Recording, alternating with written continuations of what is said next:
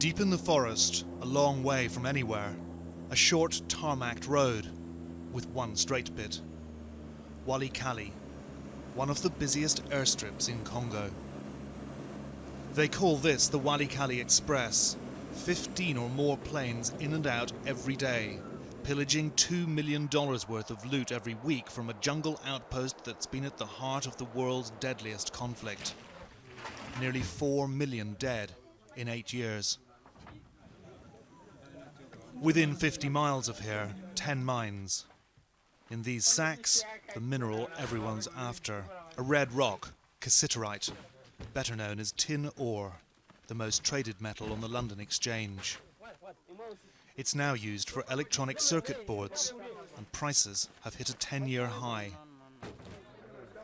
Here, the battle is on for control of the mines and the trade. But we've been warned not to film soldiers. Pardon. The UN's here, but they don't venture far from base. Peacekeepers have never set foot in the mines. Yet it's the plundered ore that fuels the conflict by buying more guns. Civilians continue to die, 1,000 a day. The crisis festers like a tropical ulcer. There has been a lot of fighting in Walikale and it's affected everyone. During the war, they were all forced to flee into the jungle. And you can only imagine what it was like. No water, no food, no help. There were bad times. Thousands of desperate people had abandoned their farms and fled to the mines, but few had come back. So what was keeping them out there in the jungle? The biggest mine, BCA, was said to be lawless and remote, 40 miles through the forest. Even Buto Muiso, the head of the government's mining division, had never been there. Like him, we wanted to find out who was in charge there and who was making the money. We were told we might reach BCA in 1 day, maybe 2. No Westerner has made this journey before. Throughout the trek, we were to catch fleeting glimpses of government soldiers making their way towards the mine. At BCA, we were told, they are the predators. This primary forest was for more than a decade infested by genocidal killers and half-starved militias until they were routed by the Congolese army just a few months ago. The trail was rugged and arduous, but it's busy as a motorway. 4,000 porters ply this route, carrying sacks of rock heavier than they are. Each of their 50-kilogram packs of cassiterite is worth $400 on the world market. Government soldiers often force porters at gunpoint to carry the rocks free of charge. If they're lucky, though, they can make up to $5 a day. Prince was a merchant until the last marauding army burned and pillaged BCA and stole all he'd earned. Like everyone else, he had to start from scratch. I'm exhausted. I am carrying 50 kilos. I have a wife and 2 children. But we don't earn much and we endure many hardships. Sometimes you end up with no pay at all. You could die along the way too. When you reach BCA, you will see the graves of porters like me.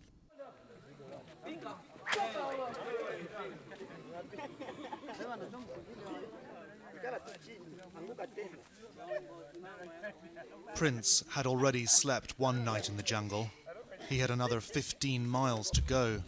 If he was to make it to Walikale airstrip by sundown, he had to get moving. Other porters are eager to share their tales of hell. Hundreds, they told me, had been killed in the last bout of fighting at BCA between crazed militias I'd not even heard of. Not one of them knew their cassiterite was destined for the electronics industry in the rich world. One man claimed he knew. It goes to America, he said, to rebuild the Twin Towers and the Pentagon. The trail, unforgiving, wound on and on, up and down, for mile after endless mile through the humid forest. After 9 hours, we arrived at a jungle clearing, in which was a squalid encampment. We were still a long way short of BCA. So we're here in the jungle for the night, alongside all these cassiterite porters. and we're just putting up camp here. We passed hundreds of the porters on the trail today, all carrying their great big 50-kilogram sacks of rock. And I've got to say that the electronics industry for which their rocks are destined seems a million miles away from here. The dank air reeked of stale sweat and exhaustion. The porters ate their only meal of the day. It rained all night, but no one seemed to notice, for at Koba camp, we sleep like the dead.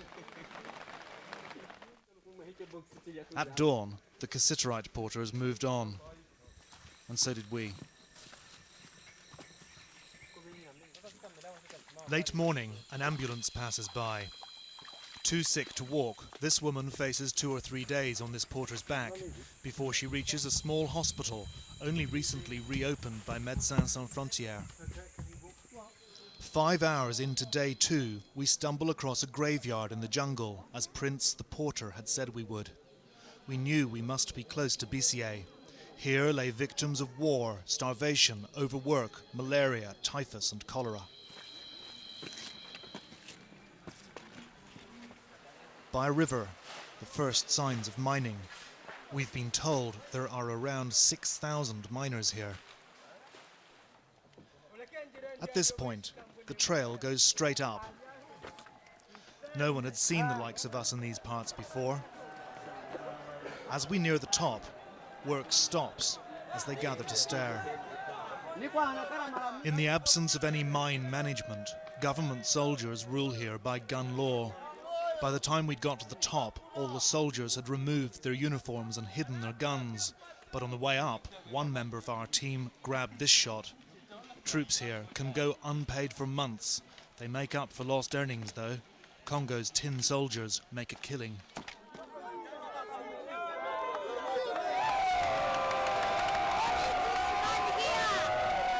The miners were cheering because word had gone round we'd come to help end their plight.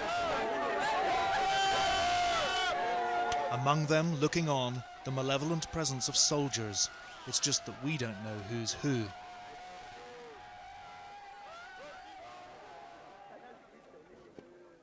The mining had left a huge scar down the mountain, once sacred ancestral land for the local tribe.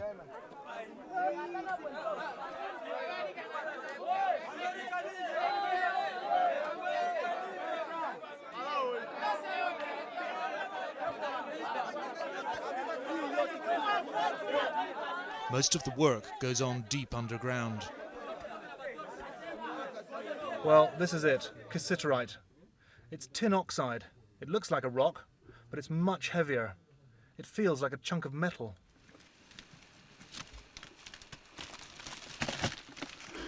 Even deeper inside the mountain, down the shafts and rickety ladders, conditions are subhuman. In the hole, you have to crawl and squeeze and suck in your belly to make it through. The next danger is the huge rocks above. Often they bury us, and once they move, it's instant death. Then there is the darkness, and there is no air.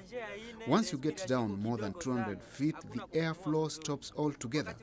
It's up to you to figure out how to breathe. As you crawl through the tiny hole, using your arms and fingers to scratch, there is not enough space to dig properly, and you get badly grazed all over. And then, when you do finally come back out with the cassiterite, the soldiers are waiting to grab it at gunpoint, which means you have nothing to buy food with. So we are always hungry. The miners don't work for money. The rocks the soldiers don't steal are traded for food. Most become deeply indebted to traders, who themselves get stuck here for months, able only to witness the horror of daily life here. The miners work for nothing. The soldiers always steal everything. They even come to shoot people down the mine shafts. Yes, not long ago, they shot someone. They forced the miners to give them everything, and they threaten to shoot anyone who argues. They are always ready to shoot. We are really penalized. We earn nothing, but we pay a lot. The soldiers, they're all around us here, but they're in civilian clothes. Even the government's own Ministry of Mines has been rendered powerless by the greed of the Congolese army. Compte tenu de l'insécurité. Security is not respected. We live in a state where only the fittest survive. Different armed groups do what they want with the population for their own ends. The state doesn't benefit at all. We need to bring back order and get respect for the Ministry of Mines because, at the moment, everything is done for those who are the strongest. We demand that order is reestablished, and that way everyone can be in their rightful place, the military in their barracks. 100 years ago, the novelist Joseph Conrad described the colonial plunder of Congo as the vilest scramble for loot that ever disfigured the human conscience. Nothing has changed. As leaders of the rich world gather next week in Scotland to debate their blueprint for Africa, this is the stark reality of what they're up against. We brought this huge tome to the top of the Cassiterite mountain. It's Tony Blair's bold new plan for Africa. When he launched it back in March, he said he feared future generations asking how wealthy people, so aware of such suffering, so capable of acting, could simply turn away and busy themselves with something else. Well, this stuff is mined and portered by people who are cannon fodder for our industries. This mine, BCA, has been fought over by 5 armies in just the past 5 years, but still we buy cassiterite. The morality of doing so is now coming under the spotlight. Having seen what goes on here, we wanted to track down a British company that's one of the 2 biggest importers of cassiterite from mines around Walikale. Down on the airstrip, it was business as usual. Soldiers everywhere guarding their loot, which is flown out of here by middlemen who sell the mineral on to Congolese export agents and the foreign importers. Demand for cassiterite has surged because new laws in Japan and Western Europe have resulted in tin replacing lead in the manufacture of electronic circuit boards. Global demand for tin is directly linked to human rights abuse and the battle for control over mines such as BCA.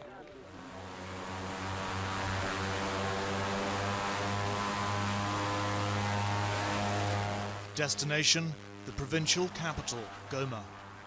Old Russian plane, Ukrainian pilot, no seats. We've hitched a ride on a cassiterite plane going back to Goma, the Walikale Express. I'm sitting on about 1.7 tons of the mineral. It's a hefty payload. Some planes don't make the corner.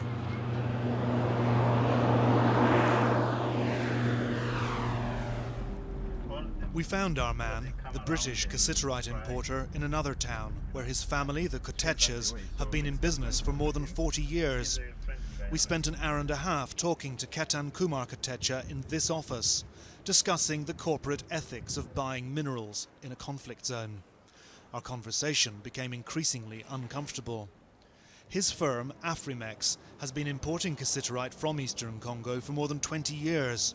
But Mr. Kotecha refused to go on camera, agreeing instead that I could represent his views in our report. I was about to do exactly that when the provincial security chief arrived. Est-ce que vous avez l'autorisation de filmer la ville ici? Le sommet quoi? L'autorisation. Non, Congo. Non, il faudrait passer chez nous, ça on ne peut pas accepter. Okay. Gotta go to the station. At police headquarters, we were questioned and our camera and passports were confiscated. We were released without charge the following day and put on a boat back to Goma. We could only speculate that Mr. Ketan Kumar Kotecha, a powerful man, had had enough of our questions.